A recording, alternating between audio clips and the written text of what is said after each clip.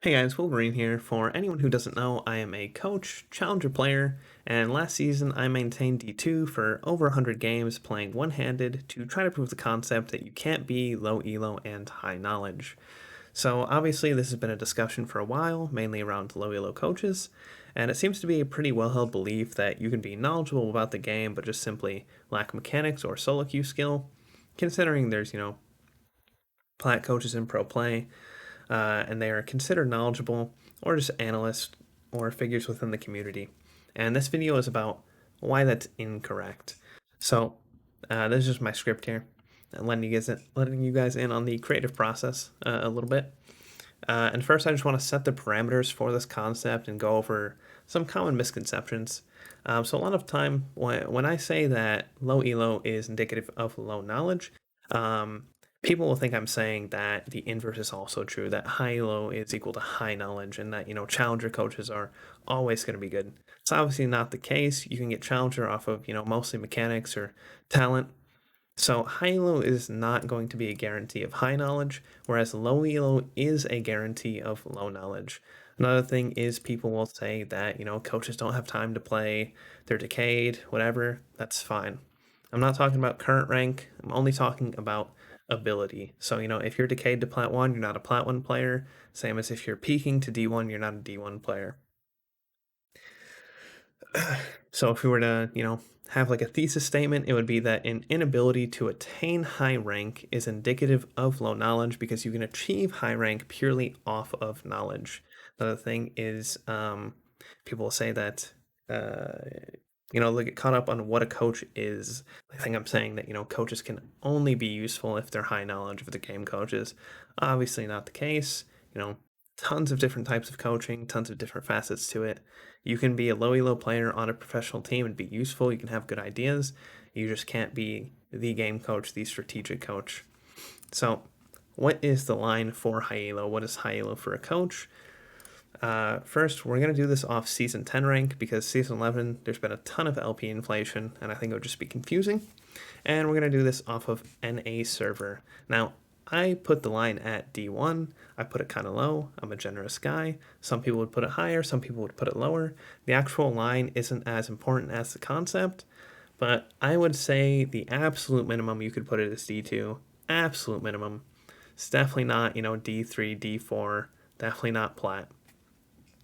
And so let's specify what knowledge is, because I think people, when they think of game knowledge, they're thinking, abstract concepts, uh, like rotations, lane assignments, macro, strategic concepts, which is not what's going to help you in solo queue. When I say that high knowledge is going to give you the ability to be high rank, I'm talking about champion understanding, fundamental game understanding. When you're in lane, do you know how your champion's lane on each wave, on each level? Do you know where your opponent can stand in the lane, where they can't? Do you know when they're dead? Like in a 2v2, 2v3, or 3v3 skirmish, like, do you know how that's going to play out? Do you know if you win or lose? Same with the 5v5. Do you know how you're supposed to be navigating those team fights, how those 5v5s are going to go? Basically, do you understand every champion and how they interact with every other champion? Do you fundamentally understand the game?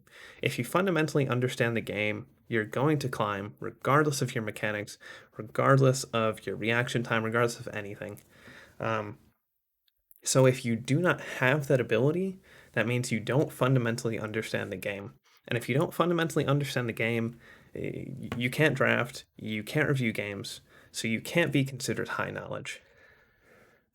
And again, it's about ability, not climbing. Climbing to challenger like isn't gonna make you knowledgeable. You don't have to grind out games.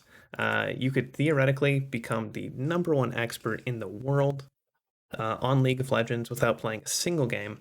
But once you played, you would almost instantly get high elo. You'd be high diamond in a couple of months, like instantly. Because again, fundamental game understanding will give you that ability. So if you don't have that ability, you don't have fundamental game understanding. And that is the point of me playing one-handed. is I would play with only my mouse, and I would click on my abilities to cast them. I wouldn't have any ability hotkeys, and this was to simulate having no mechanics, having no reaction time, being forced to play purely off knowledge and seeing if I could climb. Because while, theoretically, in an ideal situation, this could just be discussed to objectivity, but most people want to see some form of proof. They want to see, theory turn to action. So that's why I played one-handed.